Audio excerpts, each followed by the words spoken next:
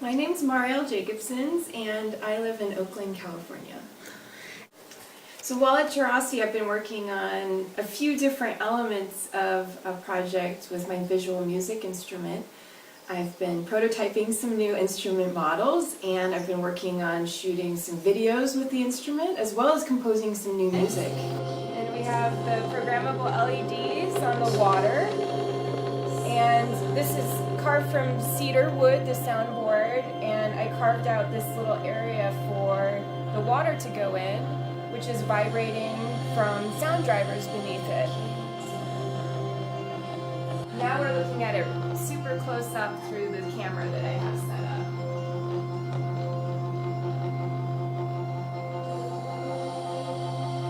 And we happen to be listening to a new song that I composed while here as well.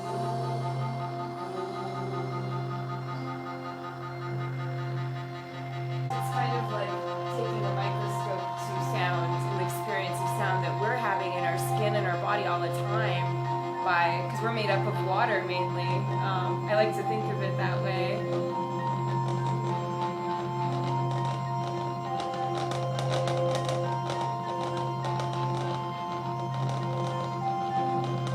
So this is a new prototype of my instrument where I used clay mold and epoxy resin to see if it would be possible to create a soundboard out of resin that would be clear instead of using the wood that I'm using on my instrument right now. So right now it's still curing, and I haven't quite discovered yet if it's going to work.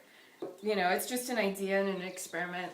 It's nice to have the time to try different things. It's just still drying, so probably like a few more hours, maybe. Yeah, we'll see. Fingers crossed. Jurasi has been amazing.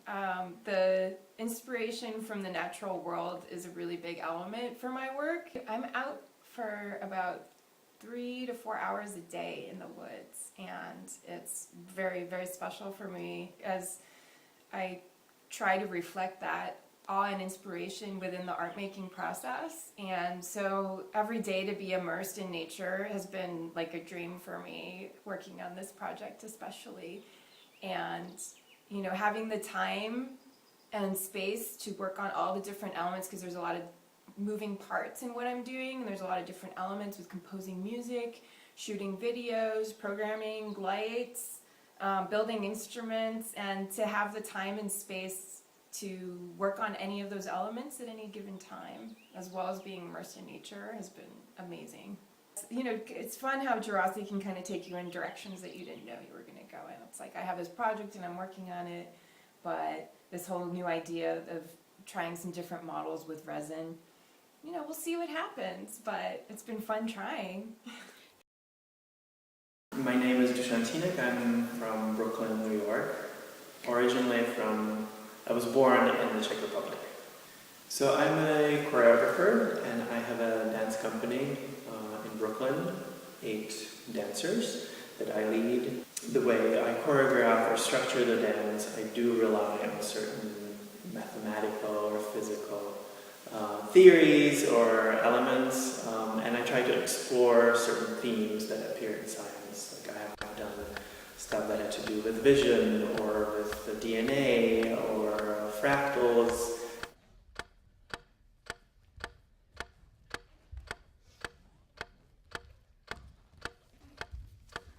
According to our bodies, everything is unromantic. The way you reach into my clothes is programmed. Your strong thighs pressing me are how they have to be.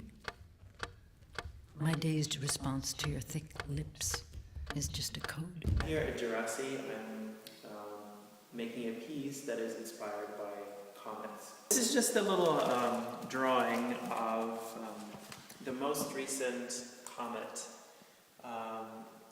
The European Space Agency was able to actually send a probe and land on the comet, and this happened for the first time in human history.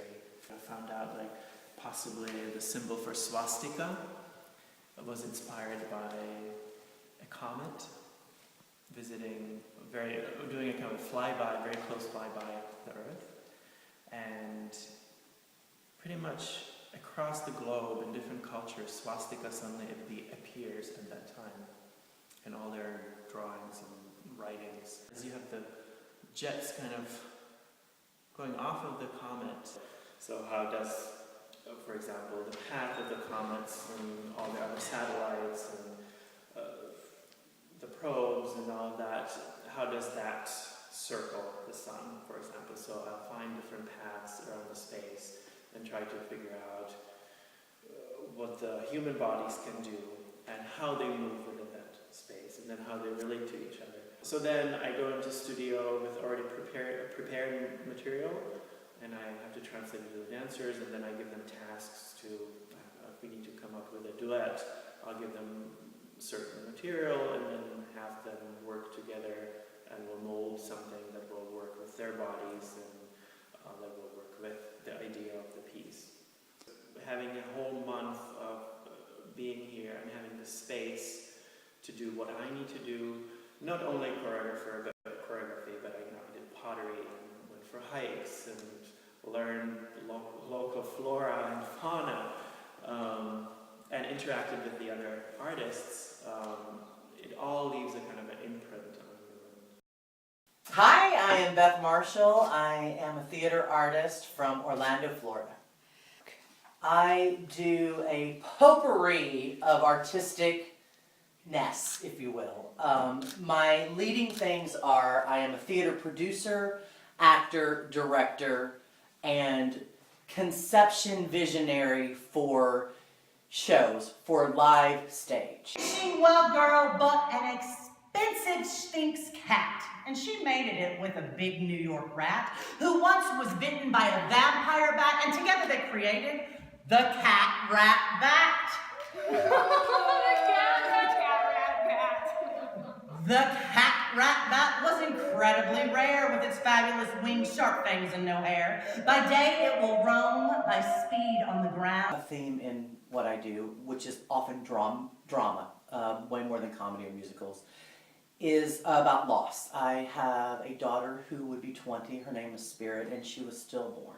So many of the works that I do, whether or not they are directly based on her story, have that muse in them. As beautiful and amazing as the architecture and landscapes and sculptures are here, what fuels me as an artist are the other artists that are here, without question. And that leads me more. The nature of the place gives me peace personally, but that's not what it really inspires my writing as much, even though that view's fucking amazing.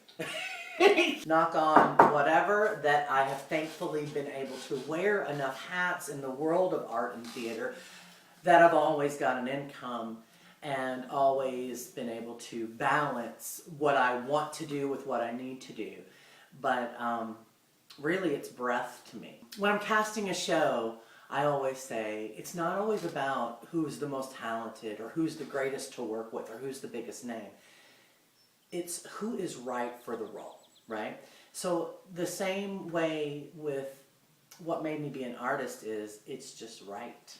It was just the right thing for me to be doing. And thankfully, I figured this out very young in life and have not spent the majority of my life trying to be anything but what I am. The only thing that I would put above that is being a mother.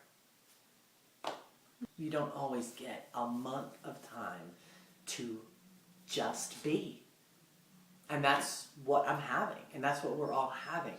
And we're in our little art bubble, utopic place of open-minded, very liberal, interesting, cool people. It doesn't get any closer to heaven than this. And then there's that view! That fucking view! Right? My name is Andrew Saito, and I live in the San Francisco Bay Area. I'm a writer. The bulk of my body of work is plays for the stage, but I've also written screenplays and one novel and some television work, public television work. I started as a poet, and here at Jurassic, I've been working on a panoply of things as the spirit has moved me. Primarily 2 new plays, and right now this morning I just went into the woods and wrote a few pages of a new play. And then I will go back into the woods when we're finished and continue that play, and then switch gears and I will finish an outline for a new screenplay, which I will start writing by tomorrow, if not tonight. It takes place in the Peruvian Amazon, and it's a 2-character play. One is an Amazonian shaman, and the other play is a young woman from the United States who's gone to apprentice with this shaman. And it is the most autobiographical piece I've written yet, in that I went to apprentice with a Peruvian shaman in the Amazon about 10 years, not quite 10 years ago. And it turned out not as I expected. I'm writing it in the woods because that whole experience in Peru was in the jungle, and this is not jungle, it is, it is a forest, and it's lovely.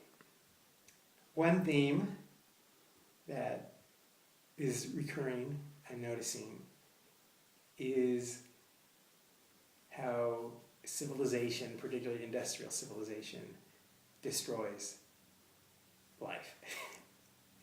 Particularly indigenous cultures, particularly wilderness, diversity. Even though my stories often end up being linear, they're not created linearly. And so these are a bunch of, I storyboard most of my works. This bunch is for a play which I wrote 99 pages of, which is only the first act, and that's way too long, and that's why I did my first 10 days or so here. Almost a year ago, last March or April, in 2015, there were news reports that a group of ISIS fighters occupied the town of Tatooine in Tunisia. And people got very alarmed because Star Wars fans around the world got very alarmed because Tunisia is where parts of the original Star Wars were filmed, and there are these original sets that are still there, and there's a little Star Wars tourism industry in Tunisia. So this play imagines that ISIS is occupying the Star Wars sets. I'm really doing some deep thinking about my life and my future and my career, because I'm at a transition point right now, and so this came at the perfect moment. I'm trying to view my greatest talent and tool not being writing, but being the creative impulses behind the writing. I'm trying to see what more I'm capable of, and how to be comfortable with uncertainty and the uncertain path of an artist.